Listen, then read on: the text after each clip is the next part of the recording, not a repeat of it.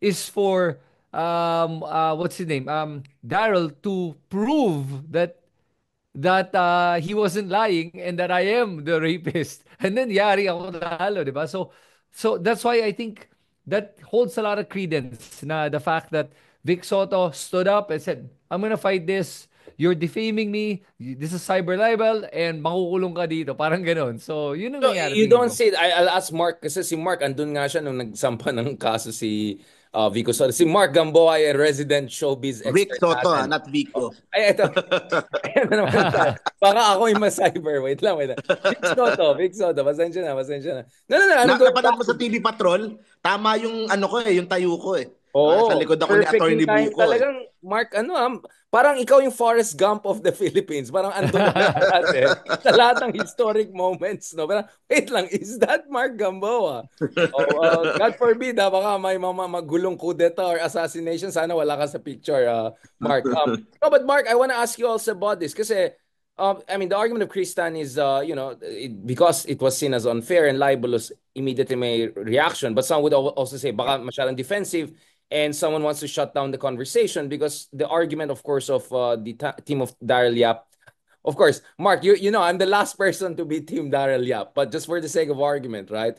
Ang argument of Team Daryl Yap is, this is a movie, it's a work of art, it's based on the research, they reach out to everyone, but yung family ni Pepsi Paloma, I think even sila Vic Sota, etc. Now, if you don't agree with the movie, its premise, go ahead, write a review, like babuin mo yung review, mga ganun. But to shut it down or prevent it, kasi preventative action to di ba? This was an attempt to make sure hindi ito ma-publish. Palabas or ma-take Yeah, down exactly, siya. palabas. Oh. And then of course the other argument was a trailer lang naman to. So obviously pag trailer, talagang ano yun, provocative. Kasi konti lang yung time mo, syempre you go to the most provocative version of it. So ikaw Mark, anong take mo dyan? Kasi obviously I know you're also a little bit more sympathetic to one side of this argument. Yan, syempre nandun ako sa tinatawag nga nila TVJ defenders eh.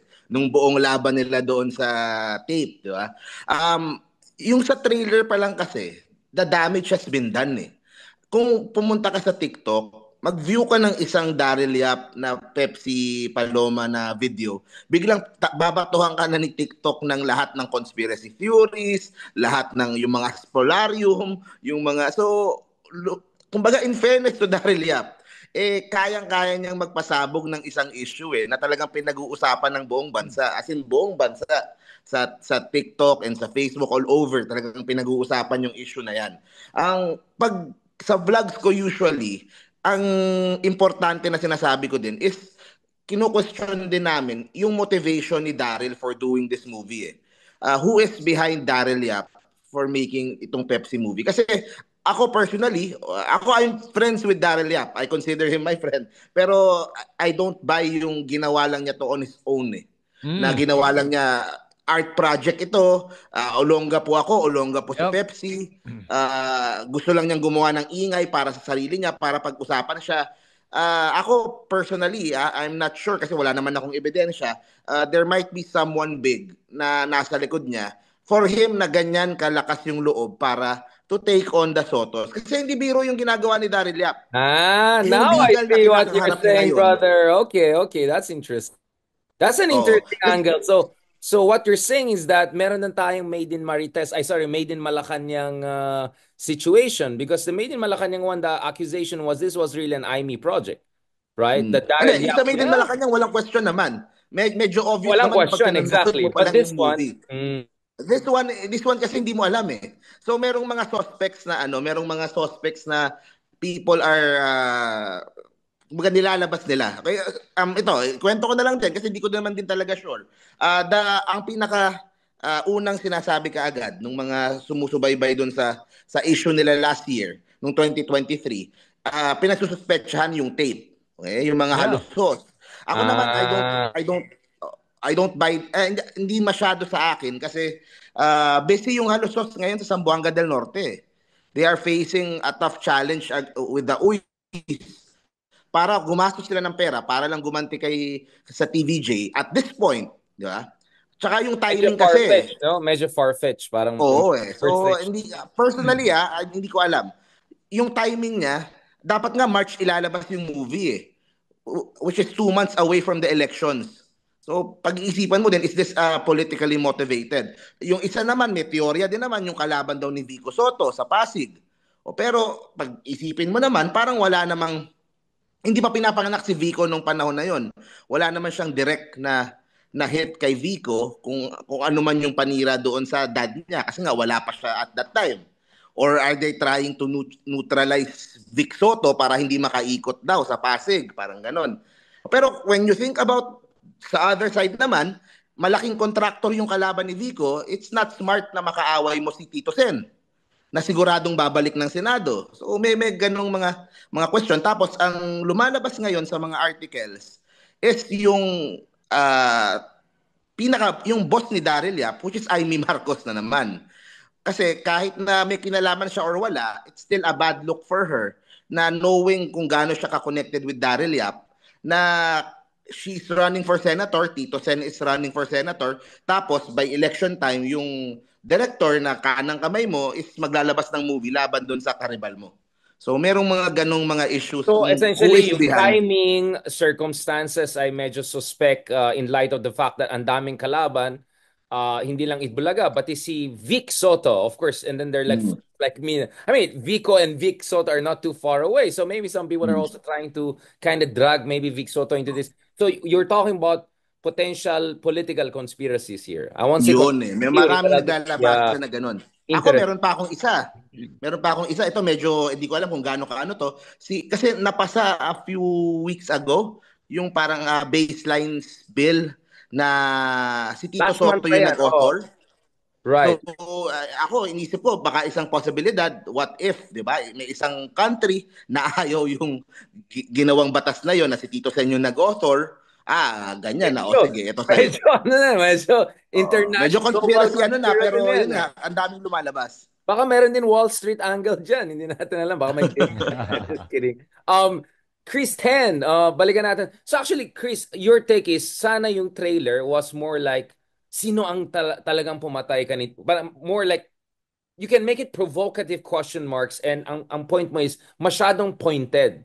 Yeah. And now Mark saying, in the political context, being too pointed and giving Daryl Yap's unfortunate pedigree, let's just put it that way, parang it just doesn't, it doesn't cut it for you. Parang ganun yung bata ko ngayon, no? Yeah. Well, not just that, like Mark said, alam mo, if you look at all the usual suspects when it comes to sino kaya ang behind Daryl Yap for doing this, I would say the Halosos eh. Diba? They have an axe to grind. They lost Itbulaga to TVJ, diba? So, they have an axe to grind and for them, maraming perang Haloskos. These politicians have a hell of a lot of money. It's like diba? It's like an endless bank that they have. So, yun na nakikita ko talaga because tama si Mark na Daryl won't do this on his own. Number one. Number two, somebody bankrolls a movie. Movies are bankrolled. Somebody pays for it. Ang tanong, sino nagbayad para gawin itong pelikula na to? Because it's expensive to make a movie. And especially an a period film, which is done in Pepsi Paloma's 1970s or 80s? Oh, so 80s ata or 90s? I don't remember. Is 80s. it? 80s, yeah. So if it was 80s, yeah. Period film yan. So magastos yan. So definitely may backer yan. And come on, I mean, let's face it. There's so much political money going around right now, paying a lot of different people, different influencers. There are many possible. Again, allegations lang to. Baka allegations lang. Wala naman tayong sinasabi kung sino eh. Ang sinasabi ko lang naman is the fact is, maraming political money naman talaga mag-benefit. You guys know that. There are a lot of politicians that are paying a lot of money to create a narrative and hindi na pinapadala. And I don't know if is it legal or is it illegal. Kasi di ba ginagawa naman niya sa newspapers dati, di ba? Newspapers, radio, TV where they pay to create a story. Parang PR piece. Pero it's a hit job, di ba? So ngayon, wala na yung mga yun. Now it's the vloggers and now it's the influencers, people like Daryl Yap. So kaya it's not far-fetched at all for me to know that. Mark, please. Sa akin din, Richard, more than the cost din ng film, which is of course, mahal nga gumawa ng pelikula, yung consequence ng paggawa ng movie against the Sotos eh. You're in showbiz, so merong good chance that you could get blacklisted, you could get canceled sa showbiz industry if you go up against a big name sa showbiz katulad ng Soto. So if gagawin mo 'yan, 'di ba? Dapat siguro well compensated ka kung for you to push through with that kasi hindi mo sure in the future kung ano pa yung mapupuntang project sa'yo. Imagine the clout the Sotos have over showbiz, over the networks, over sa mga Yung isa bosses, MTRCB, 'di ba? yung isa pwede maging Senate President ulit soon. Diba? I mean, these are, we're just Mm. realistic here. Mm. I'll just add by Yeah, the way, yeah. na the lawyer of Daryl Yap is Fortune, and that guy's not cheap. So for Well, Fortune to take unless on the there is, wala akong sinasabi, unless there's very good impact PR, free PR. Because I'm Oo, di ba? sure yung Pwede. mami ni Kaloy ay like na okay. Right. Oo. Okay. Ako naman, immediately with Fortune being there, ang sense ko dun, he sees a strong legal argument for his side of the equation. Yeah, for me kasi talagang it's just napaka-tragic I mean, this is a cold case, right? This is really a tragic case na ito, si Dara Liap yung naging vessel, right? But having said that, ako nga, parati kong sinasabi, I hope to hear more from the side of Pepsi Paloma's family. I think we haven't heard enough from her mom, from her brother, etc. And at the same time, and I hope hindi sila magpagamit sa mga, if there are indeed conspiracies here and all of that. And at the same time, of course, we want to hear more galing sa mga kababaihan, no? Yung mga experiences. Kasi alam natin, if indeed this were a case of rape and abuse of power against women, etc. Unfortunately, this is not something completely alien, right, to show business all around the world. Kaya may Me Too movement abroad. Kagabi I was listening to this long read about Neil Gaiman, yung great cartoonist. Na ang dami pala allegedly na grabe din yung sexual 'di ba, abuse cases, assault cases allegedly daw. So I think I want to hear more about the female perspective but unfortunately kasi dahil malaking figures ang involved dito, the Sotos, dahil malapit ng elections, dahil Daryl Yap is not necessarily the most politically neutral person out there. I think medyo natatabunan itong issue na yan. Mark, you wanna add something? And then I'll go back to Kristen before we transition to the next topic. Hindi, ang maganda, excited ako dun sa laban ng mga abogado eh. Yung Divina Law laban dito kala Fortune. Kasi nakita ko yung kalibre nung nila attorney Buko nung sa laban sa Halos how they strategize the whole thing, kung paano nila napanalo yung case and all. Nung umpisa, I didn't know kung anong ginagawa nila, tapos it all made sense sa dulo. So, I'm excited to see kung ano yung mga legal maneuvers nila at paano naman to ika-counter. Nung magaling din naman na abogado nung kay Daryl Yap. So, doon ako na-excite. Yeah, clash of legal titans done. Although I would put still Fortune individually at a different level, but Divina Law is of course known as one of the top legal law firms. We had a couple of people from that firm also on our show before. Chris Tan, good morning. Ano po yung final statements natin before we transition to even a bigger clash of personalities in Philippines? Yeah, honestly, just from what I've heard on the preliminary level, yung mga interviews with Fortune, with Daryl Yap and Vic Soto, and their lawyers as well, alam mo, parang sa akin ang dating, I think Vic Soto definitely has the upper hand on this one. He has a very strong case. And even when you hear Fortune's pronouncements, it's very hard to deny na parang parang may nagawang kasalanan talaga si Daryl Yap. At yung mga from the TROs to changing the trailer to not changing it now and all of that. I think that it's going to be interesting how it's going to turn out, and this is going to be a test of the law. And because there are two, very influential people here, and even their backers, I'm sure very influential. Legal I team. think malalaman talaga natin kung may ipin ba ang batas at kung patas ba ang batas. Dito natin makikita yan talaga. Well, I mean, we'll talk more about rule of law soon as we discuss Marcos and Duterte. Sa akin lang naman, it's a double tragedy if ever the tragic story of Pepsi Paloma will be a victim of sensationalization and political conspiracy and all of that. For me, parang double tragedy yan if God forbid yun yung final outcome. So let's see how this chapter will move on. I'm sure pwede natin balikan yan. And I'm sure, 'di ba, Mark, this will not be the last controversial thing by someone like Daryl Yap. I think someone like Daryl Yap, until his last breath, will keep on trying to provoke. May mga tao talaga ganyan personality, Jean Provocateurs, di ba? Now, I want to That's what he's transition. good at eh. Doon siya magaling eh.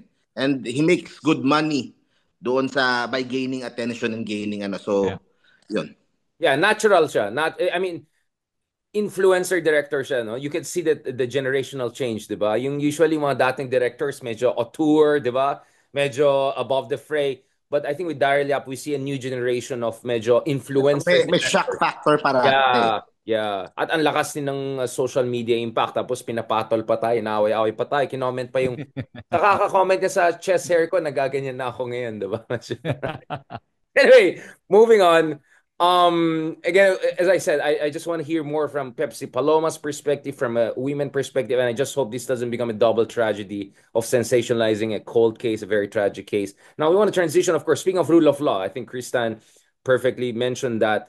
Now, last year started with Digong calling the president a cocaine addict, calling for the military to essentially do a coup d'etat, calling for Mindanao to separate, and that same year ended with the daughter not making once but multiple threats against multiple members of the ruling coalition, not only the president, the first lady, also the speaker of the house, whatnot, right? So now we are January 2025.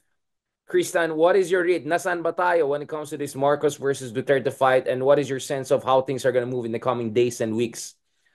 Well, I think 2024 was definitely Marcos way ahead in terms of the pendulum, where it's going. It was swinging in his favor. And kahit tignan mo naman yung mga surveys, nakikita mo naman dito that a lot more people are trusting him and a lot more people are favoring him and think he's doing a good job. And Duterte was losing a lot of support. But having said that, pagpasok ng 2025, ayan na, dahil sa pag-approve ng budget ng New Year, and all the anomalies on it, and then everyone else jumping on that and literally chomping at the bits of every problem they can find with a national budget. And honestly, I don't disagree with them. I think there were a lot of problems with that budget, and that was, I think, Marcos's misstep.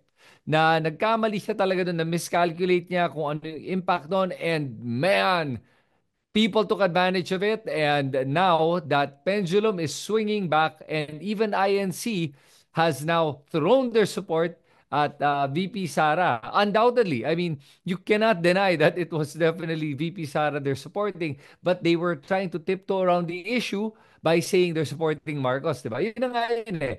Pero with Marcoleta on the stage, and then when the spokesman, I mean, specifically said, we don't want the impeachment to happen with the stupid logic that they came up with. Sorry, that's even an insult to logic to call it logic. It was completely illogical. Pero as I've said nga in my video in the past, na ang problema sa ating mga Pilipino kasi, pag may marinig tayo na hindi natin naiintindihan, ina-assume lang natin na tama na yon, tinatanggap na natin. Versus actually questioning, bakit parang hindi nagme-make sense ang sinasabi ng mga taong to? Then you'll understand what a logical fallacy is. So, because of that, the way people spin messages, now, Sara is gaining a little bit of momentum. Baka tumakbo na daw siyang presidente. So, but remember, it's just the start of the year. And then Enrile comes around. Now, the great thing is, Enrile gave his 2 cents. And wow. Mang Johnny to the rescue. And honestly, I'm not a fan of Enrile. Man, I not at all. But when I read what he said, I said, he makes sense. I have to agree with him. It made sense. It was perfectly worded, succinctly worded, and precise. It was sharp, and you would understand what he was trying to say. And from there, what surprised me was BBM picked it up. Doon ako nagulat. And then they said, I agree with my legal counsel. I'm like, wow. So now, I think BBM, I don't think he's really against that impeachment. I think it's a time. I really believe that when he said it's a timing issue. So just because May 2025 is coming along, and honestly, as Mark knows, when it's campaign period right now, sobrang busy just campaigning. Look at all the congressmen right now. They're so busy campaigning. There are not a lot of work's getting done. Not a lot of hearings are going to be done. And even a lot of the work behind those hearings are not going to be done. Yeah, just to be clear, thank you for that. Before I go to Mark, so just to be clear, essentially what and Mang Johnny was saying na no matter how big your rally is, that doesn't mean you can impose the constitutional order or prevent the rule of law from being exercised. Of course, it's very ironic coming from JPE, looking Yeah. at more than half a century in public service, but it's a sound argument. My thing though with Marcos is that Marcos like did triple speak, right? So I agree with Enrile, the finest mind. I understand that the Congress also has to do impeachment, but this is not the right time. Because like, na naman tayo. Tapos sa likod pa niya si Martin Romualdez na gumaganon-ganon si Martin Romualdez. I think the number two. So here we are again, like BBM trying to balance and, to make sure that, he covers all the bases. I want to get Mark's point of view and then go back to you again, Christian. Ikaw, Mark, anong basa mo dito from INC to Enrile and then BBM again coming in and doing what he does best, which is muddy the water. No, just kidding. Balance. Na naman tayo. Buti BBM. pinaalala mo, Richard. Ikaw ba, Chris, nakasulat ka na ba? Di pa ako nakakasulat sa Central eh. Kailangan ko palang sumulat, Richard. Kailangan ko palang sumulat. Susulat pa ako. Tapos, iniisip ko pa kung anong pwede kong gawin para makakasama doon sa i-endorso. Pero anyway, Ayan tayo. Okay, so, yung rally ng INC, ang nagsalita si Marcoleta, parang rally niya no? Parang rally lang for Marcoleta yung nangyari doon. Pero at the same time, INC is still parang stating its support for the presidency of BBM. So, siguro against din sila for any destabilization laban kay BBM. Para sa akin, kumbaga, yung ginagawa ni BBM is, balancing it all eh. You have to play, para sa akin, you still have 3.5 years to win back the INC. Kasi baka yun yung naging problema eh. Yung unang mga taon ng kanyang presidency, baka may mga bagay na hindi na pagkasunduan or may mga bagay na whatever reason is that. Kung whatever ano ba yung mga tawag doon sa parang kung anong pwede mong accommodation that you could give to a big organization like that. Baka hindi sila concession or kung ano man. Concession ng concession, whatever. That's the reality of politics, di ba? You still have 3.5 years para ayusin yan. Baka naman kailangan mo lang ligawan or suyuin. So, BBM is playing safe. Hindi ko din naman ma-imagine nga that the president is going all out na i-impeach nyo na si Sara, yan nyo na yan. So, tignan na lang natin kung ano yung mangyayari sa ground or sa Congress mismo. Pero definitely, kung sa public perception tsaka sa momentum, talagang na-slow down yung momentum ng impeachment nung rally na yan nung INC. Which is, kumbaga kung isipin mo, medyo dangerous din for them as a group. Kasi syempre, oo nakikialam ka na eh. It's one thing na you choose a candidate, nakarapatan nyo naman pumili, black voting kayo kung gusto ninyo. But it's another thing na nakikialam ka na exactly dun sa takbo ng So, ayan, yung sulat, siguro gawin ko na next week, kaya papadala ko sa Central.